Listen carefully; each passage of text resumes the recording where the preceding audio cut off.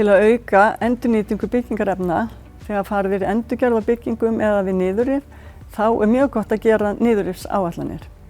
Þær samanstanda því að það eru kortlögð hvaða byggingarefni eru í byggingunni og hver eru tæk í endurnotkun og í endurvinnslu. Það er líka mjög mikilvægt að halda þessum efnum þá aðskildum til frekari notkunar. Endurvinnslu hlutfall byggingarúrgangs í dag á Íslandi er 88%. Það hefur verið sett markmið til þess að ná þessu hlutfalli upp í 95%. Hvernig gerum við það á sem bestan hátt? Það er mjög mikilvægt að allir verktakar flokki byggingarúrgangi sinn strax og hann sé flokkar í þessa helstu byggingarúrgangsflokka sem eru steypa, múrbrot, flísar, timbur, plast, málmar, gler, svo eitthvað sé nefnt. Verktakar skulu líka hugsa það hvort það sé hægt að nýta eitthvað af þessum efnum á staðnum eða á næsta verkstað.